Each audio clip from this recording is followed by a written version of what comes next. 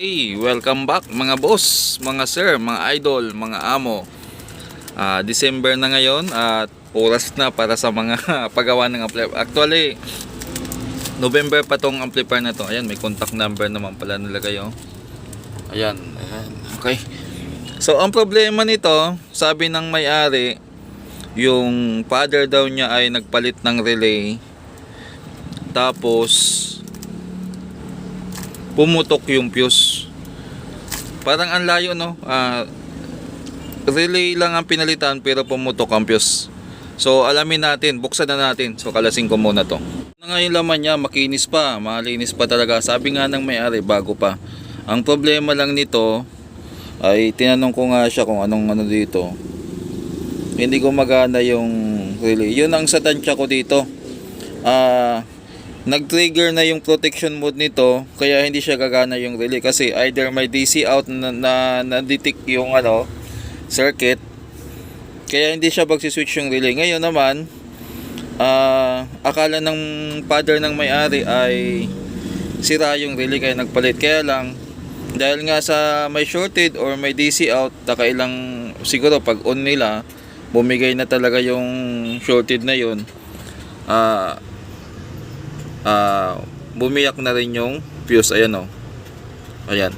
So possible na may shorted dyan yung power transistor. Yun ang unang nating i-check. Kalasin muna natin yung board para ma-troubleshoot natin. Yung relay dati okay naman, pinalitan lang nila kasi akala nila doon ang sira.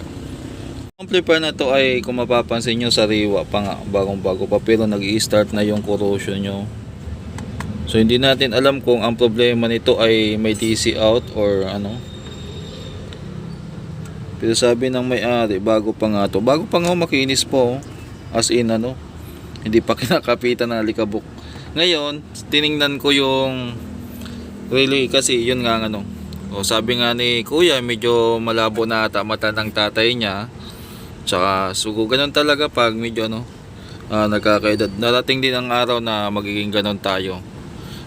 Hindi na tayo kasing lakas nung dati. Kahit ako hindi na ako 100% katulad nung mga 20s ko, yun, na sanay sa puyatan, tapos pag mabilis naman makatulog. Ngayon hindi sanay sa puyatan pero hirap din matulog. Ang labo no. So dito nangyari, hindi nahinang ng maayos yung sa tapos parang may nagdikit pa. Para lang check upin natin yan mamaya. Ayan. So, ganun talaga. Understandable na yan. Tapos, may napansin ako dito. Kung mapapansin nyo yan, parang may dumikit dyan. Ayan. Ito. Pansin nyo, parang may dumikit dyan na may... Kaya tiningnan ko yung body niya. Wala naman. So, hindi ko alam. Baka habang may sumabit dyan na bagay or... hindi natin masabi. Kaya checkin natin yung yung supply muna. Yan. Para malaman natin kung ano nangyari. So meron tayo ditong analog. So sa analog ang gagawin natin diyan ay pag shorted, palo sagad talaga. So capacitor muna, check natin. Oh, may laman. Ay oo, kasi open yung fuse pala na isa. So dito na tayo mag-check sa labas. Ground. Baliktarin natin. Wala. So dito nagkarga yung capacitor. Okay. So ganyan, hindi siya shorted kasi bumabalik. Kumbaga yung charging ng capacitor yan gumagalaw ng ganon. So malamang walang shorted o wala. Tapos next na check natin itong output. Ito na yung papunta dito sa relay. Yan. So check natin sa positive, sa kabilang linya. Okay, baliktarin natin. Yan, okay. So mapapansin, kung baliktaran yan parehas pumalo, shorted. Sa kabila naman, ito naman, itong isa naman dito sa kabilang channel, baliktarin natin. Okay, hindi naman shorted. Kabila, baliktarin, hindi naman shorted. Ngayon ito yung output nya, simula dito papunta dito, tapos itong isa naman dito. Ground naman to speaker out. Okay, hindi siya shorted. Okay, hindi rin. Kabila, hindi rin shorted. Bakit kaya? Hindi kaya may nagdikit dito? So output naman to output ang i-check natin. Ayun lang, shorted yung output to output. So ibig sabihin yung output nitong right channel at saka nitong left channel nagdikit. Yan. So subukan muna nating na kalasin tong relay at saka yung hinang. Baka sakaling dito lang sa paghinang, sa pagitan niya may nagdikit dyan. Ay, yung panghinang ko hindi pa nakasaksak. I-plug ko muna.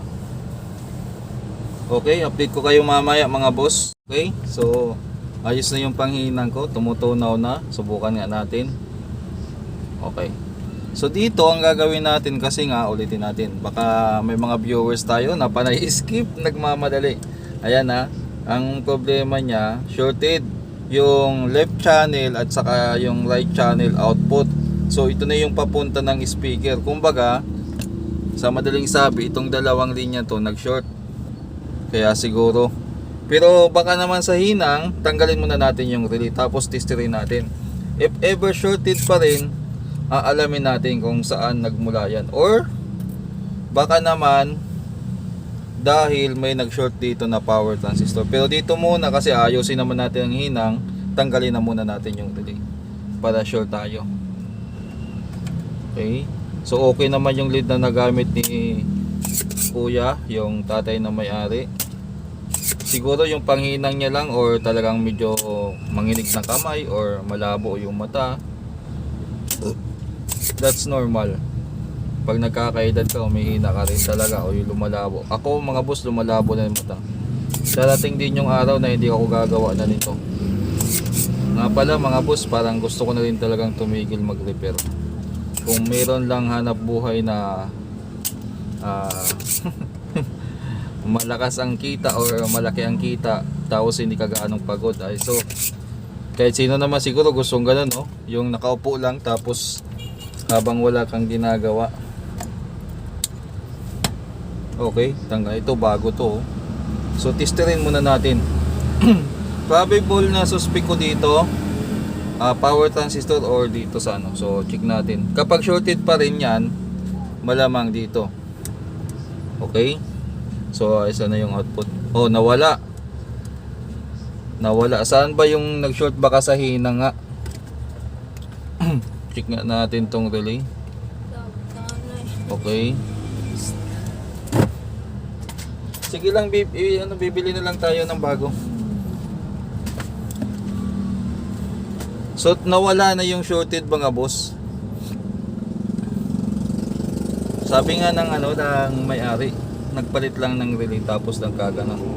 So check natin yung mga switch ng relay. Yan. Ito baka magkadikit. Ayun.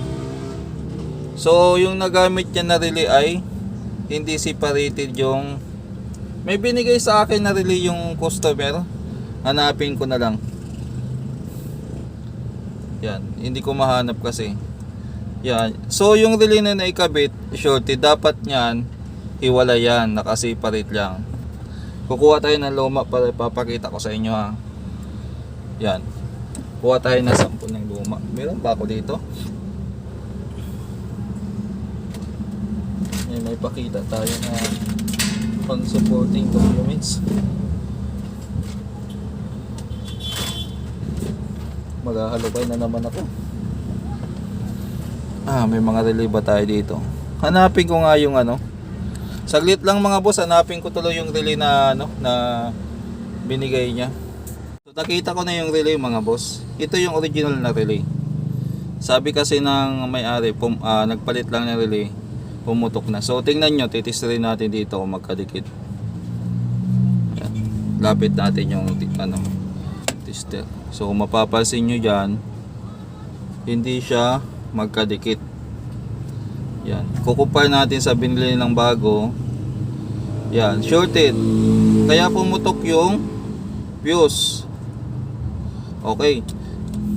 So nasolusyonan na natin yung shorted doon. Ibig sabihin, ibabalik natin tong dating relay. Test rin natin kung okay. So, gumagana pa naman siya. Pero, tansya ko may iba tong problema. Kaya hindi gumagana yung relay. Kasi, hindi magko-conclude sila na papalitan ng relay kung walang problema, di ba? Hindi naman pwedeng umaandar tapos papalitan lang ng relay. So, may problema siyang una. Kaya, nagpalit ng relay. Kaya lang, ang problema talaga hindi naman sa relay. Maaaring itong relay hindi talaga gumagana. Posibleng may problema dito sa relay section niya or may DC out. So ibabalik natin to, maglalagay tayo ng fuse, tapos chichikin natin yung DC out kada channel.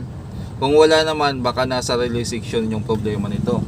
Mga boss, may ni-repair ako nito na nasa relay section ng problema. So dito nagkaroon ng corrosion yung mga pagitan na yan, nagkaroon ng ano dyan. So ibalik ko muna to, ihinang natin, balik natin tong dati. So maling relay yung nabili nila. Dapat kasi nito pag bibili kayo, ang hahanapin nyo ay yung DPDT, double pole double throw. Yung nabili niya SP, hindi, ito SPDT to. Mali naman. SPDT, tama ba? Ito naman SPST, single pole single throw. So pag-aralan nyo na lang mga boss, kung medyo pa-correct na lang akong tama yung ano. Ibig sabihin, dalawang ganon na gumaganon, dalawa siya magkahiwalay. So sa kanya, nakadoble nga pero magkadikit, gumaganon. Kuha nyo na.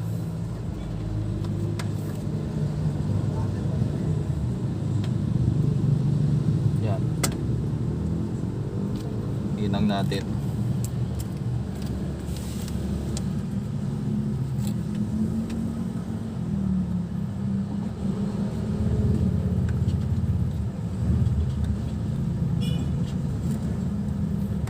Kailangan matapos agad natin to kasi marami pa tayong gagawin para hindi tayo matambakan na. December na ngayon at marami nang papagawa.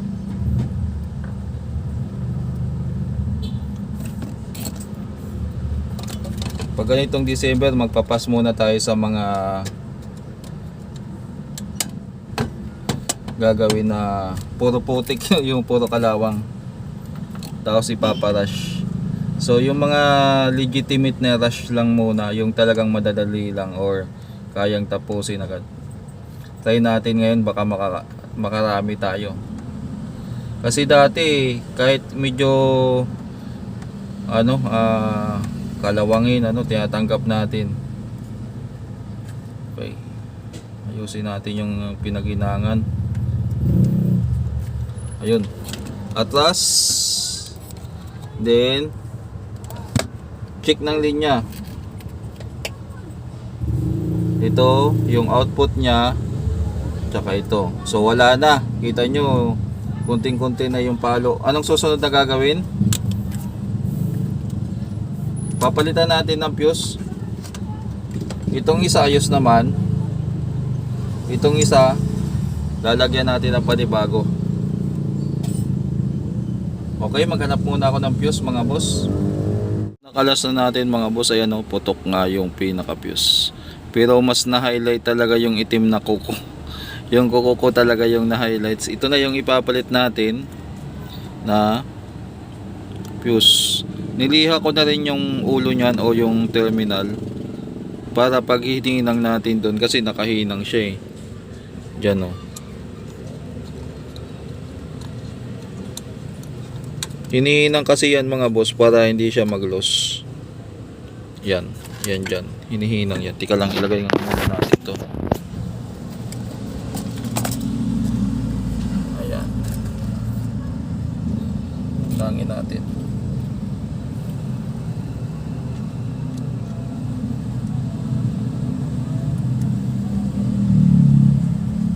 Hinahinang na. Oh, ha? Diba? Then ikakabit natin ay yung pinaka-supply lang muna sa ito lang. Yung pinaka-supply lang muna niya itong sa main. Ito lang muna ikakabit natin.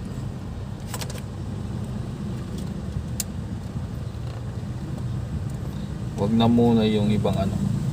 Kasi kahit yung yung relay dito naman nadaan. Tama ba? Tama.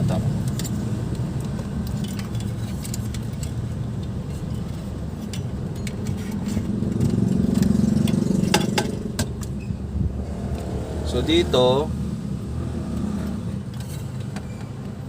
yan, gamit tayo ng digital naman. Yan, DC. Mas madali kasi makita nyo yung number. Tapos itong ano nya, papadaanin natin to ng test valve. Magti-test valve tayo. Hindi naman pwedeng hindi dadaan ng test valve yan. Oh, kasi baka madisgrasya or ano, may shorted pa, pumutok yung fuse. So para safety tayo, dito yung test valve, nasa gilid lang yung test valve natin. Ayan, yan, tabi-tabi muna. Yan, lagay natin yung plug dito, power on, tapos ilaw.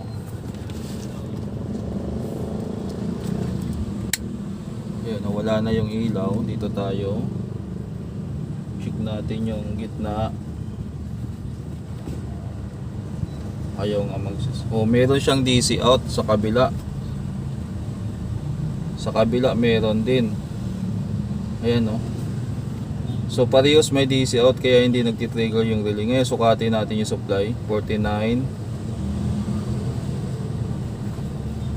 So normal naman yung supply niya. Ang problema lang,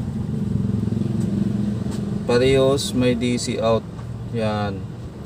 Yung DC niya malikot. Ayan o. Malikot. Kabila. Malikot din.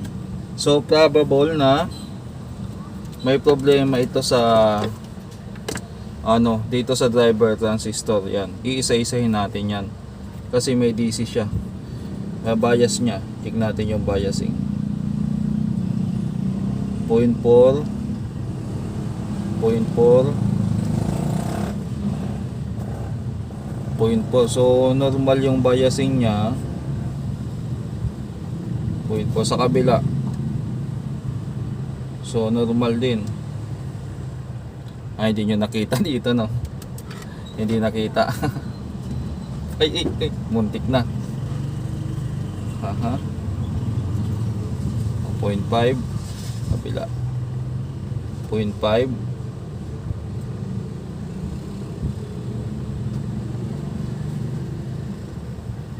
Okay, normal naman yung biasing. DC out talaga ang problema. Kaya hindi gumagana yung relay. Ayan o. 1.8, 2.2. Kabila. So, kabilaan. Patayin muna natin. Tapos tanggalin natin yung ano. Anong pinaka ano nyan? Pinaka madalas dyan na ano? Corrosion. Ayun. Umiinit yung ano. Umiinit tong mga ano nya. So mga bagong amplifier kasi ngayon mabilis na mag-corrode. Hindi lang halata dito. Yung nangingitim na yung paa. Ayan o, nangingitim na yung paa nya. So gagawin natin dyan ay papalitan natin. Papalitan natin lahat. So mag-sample tayo. Pakita ko sa inyo mga boss. Tapos dito sa pagitan ng board wala namang ano, wala pa namang simula. So sampulan ko kayo ng dalawa. Titingnan natin. Okay? Samba, itong dalawa. Kakalasin. So ito, yan 2, 4, 6, 12, 12 pieces papalitan natin yan. Papakita ko sa inyo kung bakit ko nasabi na dito. Yan, okay.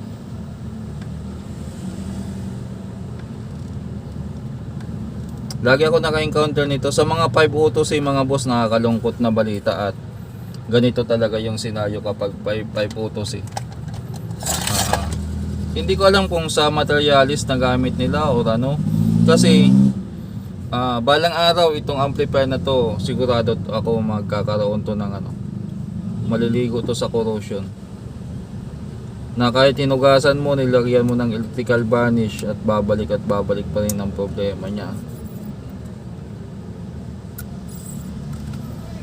So itatayo muna natin yung, tutuwid natin yung pinaka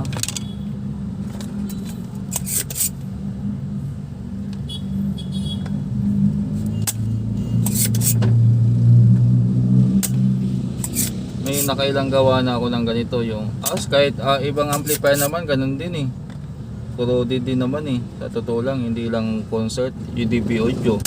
Sa Sakura na 735 yung mga bagong labas ganun din. Siguro sa ano na ngayon, sa quality na materials na ginagamit o piyesa, raw material na ginagamit. So saan yun? Itong dalawa yung kinalas natin.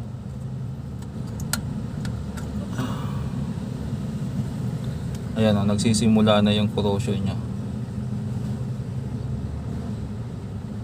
Ay, malabo. Kung mapapansin nyo, nangingitim na yung puno ng paa. Pero bago pa to ha. Ayan o. May makintab pa, mayroong hindi naman.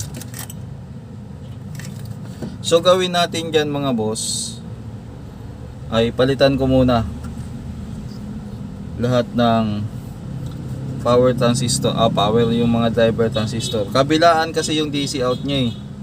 Kabilaan. So palit muna tayo nito, then pag okay na, update ko kayo mamaya.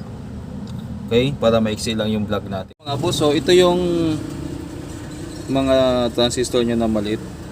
Yung tinatawag nila dito na shotgun approach. Pero alam ko yung mga kapwa ko din na ano, para iwas sa hassle, lahat yan pinapalitan na para isang ano na wala nang pabalik-balik, tanggal kabit. So nagpalit tayo ng ano kasi both channel, kabilaan, parehas may DC out. Ito. So 6 na piraso kada channel, bali 12 pieces. So kabit na natin, daan natin ang test valve ulit, tapos ready natin yung tester. Check natin kung may DC out pa. Kung wala nang DC out yan, malamang sa malamang magsiswitch na tong relay. Kung wala namang problema sa relay. So naka-ready yung tester natin. Okay, on na natin. So ground, tapos speaker out. Wala na. Ayun, nag-switch na yung relay mga boss. Kabila. O, 0.012. Tapos dito naman 0.013. Okay. So ibalik na natin, tapos try natin i-testing. Sound check tayo mga boss. Mukhang ano, nadali natin. Mga transistor lang ang sira. Tapos yung nagkamali ng ano, ng kabit yung may-ari. So siguro kung hindi niya pinalitan ng relay tapos transistor ang ginawa, pwede. So yung nabili lang niya kasi hindi talaga akma sa ano. Okay? Gumana na mga boss, volume tayo.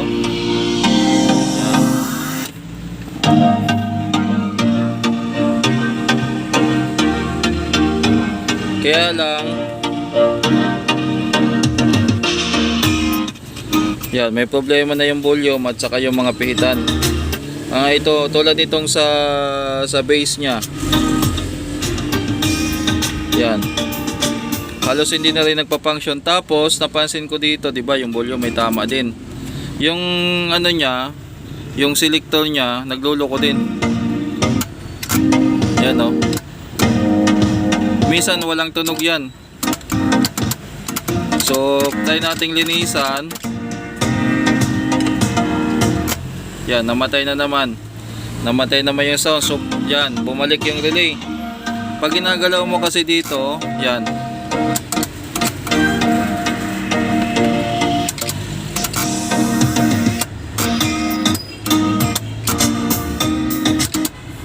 So possible na may dumi to, linisan natin o kaya palitan. Kausapin ko muna yung may-ari. Yan o, nawala na naman yung sounds niya. Naglulos na yung sa relay. O sa, yan, nag-rattle yung relay. So palitan na lang natin to siguro. Yan, narinig nyo. Yan. Hindi naman sa wire. Hindi naman, talagang dito. Yan. Nagalaw ko lang. Yan o. So dito may loss yan o. Palitan na lang natin yung ano. Kausapin ko muna yung may-ari.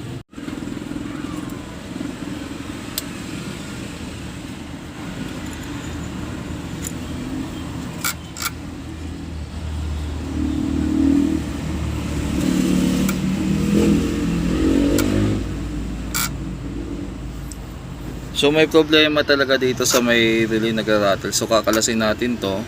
Tapos antayin ko lang yung go signal ng may-ari kung papalitan niya ng potentiometer o hindi.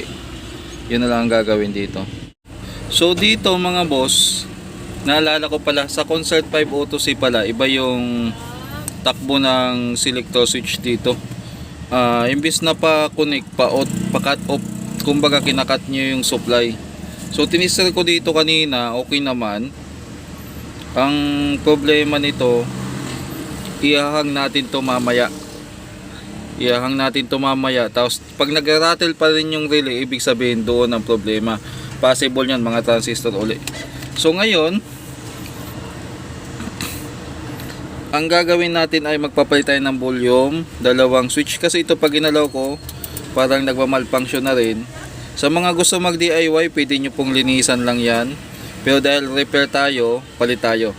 So dito mga potentiometer din, yan, wala pang ano, ngayon pa lang yan papalitan. Yun lang muna para maibalik na natin doon, tapos makapag-testing ulit tayo. So, ayan mga boss, nagpalit na tayo ng switch, potentiometer. Okay na.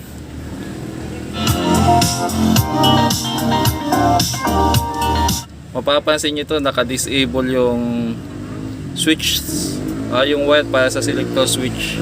Pero gumagana, di ba? Kasi ang design nito, ito yung voltage niya from A to B or A plus B. Ang design niya yan, di ba sa iba ipipid yung supply, sa kanya kinakat niya o sino-short niya yung supply. So pag sino-short niya yung supply, saka lang bibitaw yung relay. So dito kahit nakahang na yung ano niya, yung connection niya, umaandar. Ngayon, papaandarin ko yan ng 1 oras. Kapag nag-rattle pa rin yung ano, o kaya paandarin ko lang siya ng tahimik, kasi kahit tahimik naman, kahit naka-off pa yung volume, naglalaro itong relay. Ngayon after 1 hour, kung hindi na mag-rattle, ibalik natin to, tapos papaandarin. Kumbaga obserbahan uli. Ganun ang magiging sitwasyon nito mga boss. Simula kanina mga boss ay hindi naman naglolo ko yung relay, tahimik naman, umaandar yan, inoff ko lang yung volume.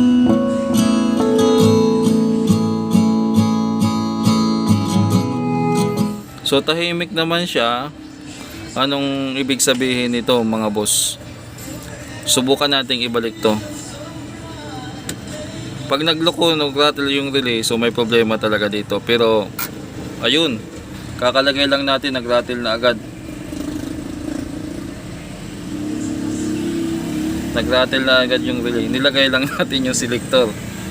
So ibig sabihin, magpapalit talaga tayo ng selector. Kakalagay ko lang na gano'n, nagpitik na agad eh. Obserbahan ko pa. Balikan ko kayo.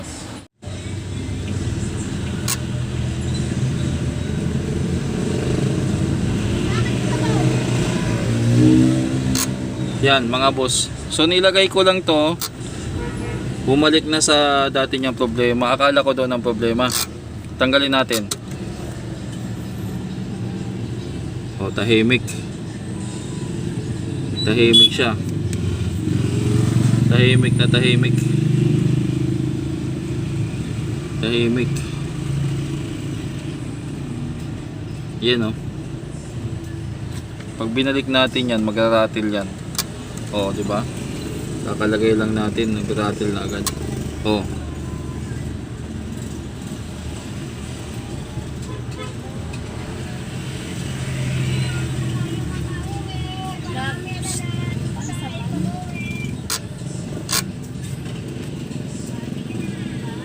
So may problema nga. Pag nakakabit tong wire, nag-rattle yung relay. So unahin muna natin pagpalit ulit itong ano, selector. Yan, tanggalin natin. Okay. Tahimik na. Pag nilagay natin yan, babalik yan eh. Ayan o.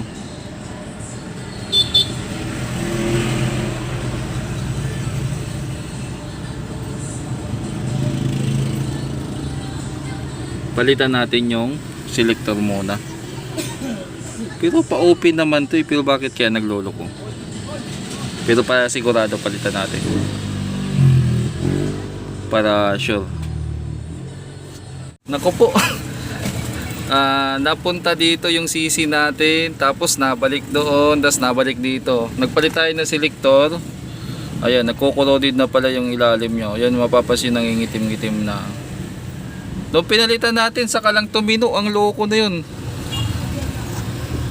Yan. Okay na. Tumutunog yan. So okay na siguro. Ay chat ko na yung may-ari para makuha na bukas.